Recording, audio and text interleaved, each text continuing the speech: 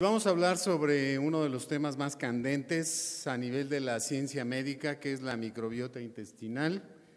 Y como todos ustedes saben, en las enfermedades modernas se ha asociado mucho la disbiosis o la alteración de la microbiota intestinal a diferentes enfermedades. Ustedes saben que la evidencia científica sobre la asociación de disbiosis con obesidad y trastornos metabólicos, síndrome metabólico, diabetes mellitus, etcétera, es cada vez más contundente. Vamos a hablar sobre enfermedades digestivas, pero recuerden que las enfermedades neurológicas también se han asociado con disbiosis, el Alzheimer, la enfermedad de Parkinson, la corea de Huntington, la esclerosis múltiple. Hay evidencias que se asocian la microbiota oral alterada y la gingivitis con mayor riesgo de Alzheimer, y también hay estudios que demuestran que la infección gastrointestinal y el depósito de estas proteínas amiloides empieza en el tubo digestivo en los pacientes con enfermedad de Parkinson, de tal manera que las evidencias sobre enfermedades neurológicas van en aumento. La infección por Clostridium difficile y otras infecciones gastrointestinales, pues es un ejemplo de cómo la disbiosis ocurre en este tipo de padecimientos. La enfermedad cardiovascular es la causa número 1 de muerte hoy en día, y la aterosclerosis se ha asociado con disbiosis. De hecho, en las placas de ateroma de las arterias coronarias y de arterias aorta, etcétera, se ha aislado bacterias de la microbiota intestinal, y sabemos que la microbiota, metabolizando carnitina y otras proteínas, producen metabolitos que van a favorecer el depósito de placas de ateroma. Por otro lado, la evidencia cada vez mayor del papel de la disbiosis en enfermedades alérgicas y en enfermedades respiratorias como el asma bronquial va en aumento, y también con las enfermedades psiquiátricas. Hay estudios muy interesantes que comparan la composición microbiana de la microbiota con depresión, con trastornos obsesivo-compulsivos. De tal manera que este es el panorama actual del papel de la disbiosis en enfermedades, y esta es la lista de padecimientos en donde hay una asociación de disbiosis con enfermedades digestivas, y la lista va increciendo. La enfermedad por reflujo, la enfermedad inflamatoria intestinal, el cáncer, el síndrome de intestino irritable, la enfermedad celíaca, la sobrepoblación bacteriana, las intolerancias y alergias alimentarias, la enfermedad diverticular, la enteritis necrotizante, el hígado graso, la esteatohepatitis, cirrosis hepática y otras hepatopatías. Y cómo estos estudios de asociación con enfermedades con disbiosis y asociación con enfermedades, cómo se explican, pues hoy en día está en boga esta hipótesis que se llama la hipótesis de la confluencia, traducido al español, y en donde un individuo sano tiene polimorfismos genéticos que lo hacen susceptible a ciertas enfermedades, y por cuestiones medioambientales se altera su microbiota intestinal. Ejemplo, una dieta inapropiada hace una disbiosis y ocurren dos fenómenos interesantes: el intestino permeable y alteraciones de la microbiota, y esto va a producir el desarrollo de enfermedades poligénicas complejas como obesidad y diabetes. Y para tratar de demostrar causalidad, lo que se ha hecho es trasplantar la microbiota de estos pacientes que desarrollan enfermedades poligénicas a animales de experimentación, y curiosamente desarrollan el fenotipo de la enfermedad. El contenido de mi plática sobre los estudios de investigación sobre enfermedades digestivas y microbiota se van a basar sobre el papel de la microbiota en cáncer colorectal, el trasplante de microbiota fecal y el papel de las bacterias formadoras de esporas en el síndrome de intestino irritable, en la enfermedad inflamatoria, el efecto de la terapia de erradicación del Helicobacter en la microbiota y el impacto de los inhibidores de la secreción de ácido en la microbiota intestinal. Vean ustedes, esta es la lista de cánceres que se han asociado a trastornos infecciosos. Se estima que 18% de los cánceres están asociados a un agente infeccioso, y recuerden que en cáncer gastrointestinal el Helicobacter se asocia a cáncer gástrico, el Campylobacter, la Borrelia, clamidia a linfoma, la salmonela a cáncer de vesícula, y los microorganismos que se han asociado a cáncer colorectal son el Fusobacterium nucleatum, el Streptococcus galeoliticus, el Enterococcus especie, el Bacteroides fragilis, Escherichia coli y la Bilophila wadsworthia. Entonces, en la semana de enfermedades digestivas, vean ustedes este estudio hablando de la hipótesis de la confluencia. Estos investigadores chinos hacen trasplante de microbiota de pacientes con carcinoma colorectal y sujetos sanos a 2 modelos de murinos experimentales, ratitas libres de gérmenes y ratitas convencionales, y miden los cambios en los fenotipos, mecanismos moleculares, mediante microarreglos de genes. Los hallazgos es que los ratones convencionales que son trasplantados con microbiota de pacientes con carcinoma colorectal desarrollan crecimiento tumoral, inflamación de la mucosa colónica y displasia de alto grado, y en los libres de gérmenes se incrementa la proliferación celular, y los microarreglos de genes mostraron sobreexpresión de 2 receptores quimiotácticos de neutrófilos y 2 citocinas proinflamatorias derivados de leucocitos Th17, y todos mostraron incremento en la expresión de factores oncogénicos y reducción de la expresión de factores supresores de tumores. De tal manera que aquí la hipótesis de la confluencia parece demostrarse en un modelo experimental. Pero de manera muy interesante, ¿qué pasa con la taxonomía de la microbiota intestinal y los estadios del cáncer colorectal? Entonces, estos investigadores estudian 158 pacientes con carcinoma colorectal, 24 pacientes con adenomas, 4 con colon normal, hacen el análisis de la microbiota de la mucosa del cáncer, del adenoma y de la mucosa normal con técnicas moleculares, y los hallazgos muestran que los que tienen carcinoma colorectal tienen disminución de la diversidad microbiana, que este es un hallazgo muy frecuente en todas las patologías asociadas a disbiosis, y abundan el Bacteroides fragilis y otra vez el Fusobacterium nucleatus. Hay disminución de bacterias antiinflamatorias como Faecalibacterium prausnitzii, y hay reducción progresiva de Bacteroides vulgatus con un mayor estadio del tumor y un incremento de la expresión de nuevamente esta bacteria, el Fusobacterium nucleatum, de tal manera que algunas bacterias se asocian con la progresión del tumor, y en los que tienen carcinoma colorectal avanzado con metástasis y marcadores tumorales de mal pronóstico, hay incremento de patobiontes orales. Nuevamente, las bacterias de la mucosa oral parecen tener un efecto importante en enfermedades digestivas y en este caso en el carcinoma colorectal avanzado. Por otro lado, este es un estudio muy interesante en donde se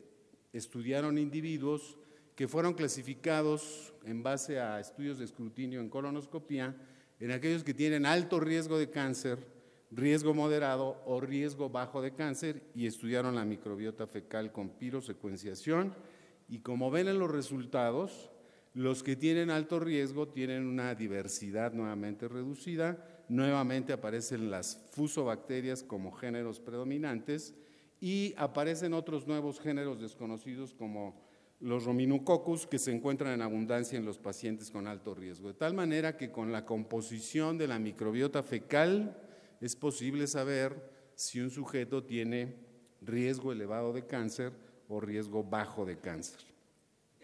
¿Cómo se explica entonces la disbiosis y el carcinoma colorectal? Fundamentalmente por 3 mecanismos. El primero, pues la disbiosis va a producir que se produzcan fenómenos inflamatorios por la activación de estos receptores que reconocen patrones microbianos, y estos van a activar los Toll-like receptors tanto en miofibroblastos, en macrófagos o en células epiteliales, y esto va a producir activación de otros receptores que van a producir proliferación celular y prevención de la apoptosis. pero la disbiosis también va a producir genotoxinas como las especies reactivas de oxígeno y otras, como la toxina CDT, la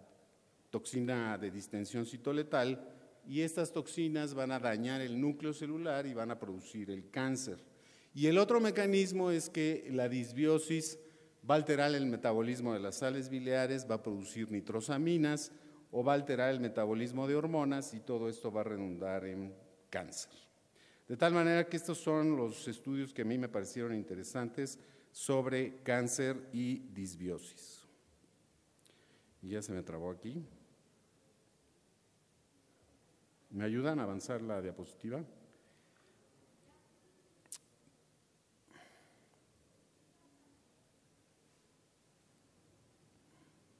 Bueno, el trasplante de microbiota fecal. En este diapositivo les presento cuál es el estado actual del trasplante de microbiota, no solamente en enfermedades gastrointestinales, sino en otras indicaciones emergentes. En sistema nervioso, aquí la clave es, en azul son estudios de series de casos, y en verde solamente hay ensayos clínicos controlados, y en negro todos son estudios de asociación. Entonces, en esclerosis múltiple, en fatiga crónica y en autismo, en encefalopatía hepática, en hepatitis alcohólica, solo hay series de casos. En obesidad es un aspecto teórico completamente. En la aterosclerosis también hay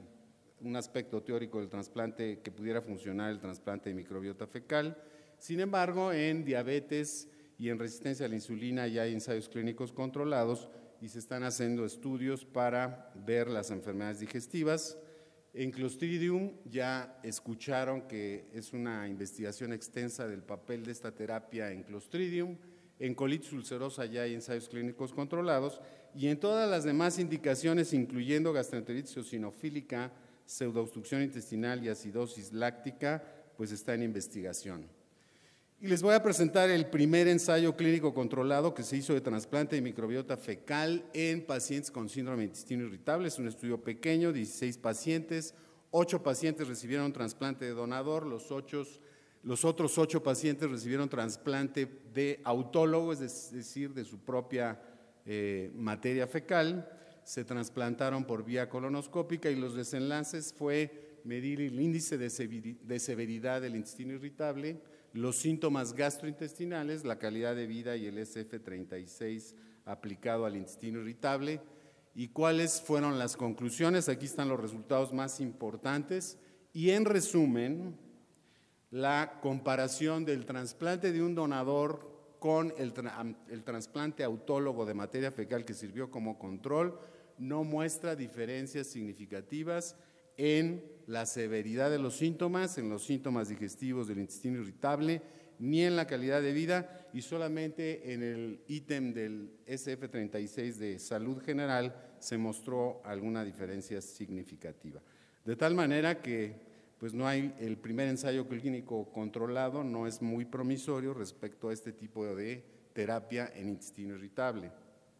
Y se presentó la revisión sistemática en colitis ulcerosa. Como ven ustedes, 43 estudios, 82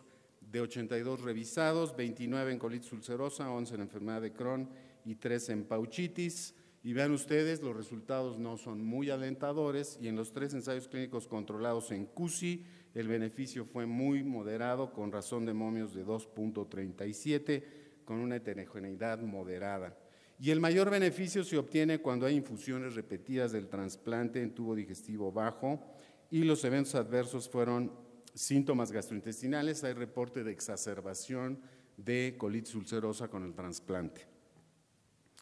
Esta diapositiva es nueva, es un modelo que el doctor Emerald Mayer propone para explicar el síndrome de intestino irritable. Es lo que se llama la visión de sistemas del intestino irritable. Como ven ustedes, es el cerebro, el sistema inmune, el tubo digestivo, sistema nervioso entérico y la microbiota. Esto está influenciado por el sistema nervioso autónomo, por las respuestas inmunes, por el medio ambiente y por la microbiota fecal. Este eje, acuérdense que es bidireccional, y los que les quiero llamar la atención es que recientemente se ha demostrado que las composiciones taxonómicas de la microbiota intestinal pueden determinar la producción de receptores como la serotonina e influenciar sobre la función o la conectividad del sistema nervioso. Y este estudio del grupo Emeran-Mayer estudia a 65 pacientes con intestino irritable, se evalúan muestras fecales para análisis de la microbiota, se hace estudio de imagen estructural y funcional del cerebro y se les hace estímulos de distensión con balón y se evalúa el umbral sensitivo. Y en los sujetos sanos, las cepas el grupo de Clostridium 4 estuvo asociado con incremento en la conectividad global bilateral en la ínsula, pero no se asoció con la respuesta a la distensión rectal, y en cambio en los pacientes con intestino irritable sí hubo una correlación entre la presencia de estas bacterias, además del Osilibacter, y también correlacionaron con las respuestas al estímulo sensitivo, de tal manera que este estudio demuestra la interacción que hay entre microbiota y el eje cerebro-intestino. Los antibióticos, ustedes saben, es una espada de dos filos. Por un lado, nos ayuda a combatir infecciones por patógenos, pero por otro lado, hay alguien que dice que la epidemia de obesidad se debe a Fleming, que describió la penicilina, y los antibióticos, el uso inapropiado de antibióticos desde la infancia, se ha asociado con la obesidad. Y ustedes escucharon que el Helicobacter pylori se debe de tratar con antibióticos, pero ¿cuál es el impacto que tiene el tratamiento de erradicación en la microbiota intestinal? Está poco estudiada y este es uno de los primeros estudios que evalúa cuál es la ecología de la microbiota intestinal en 50 pacientes Helicobacter pylori negativos, que es el grupo control,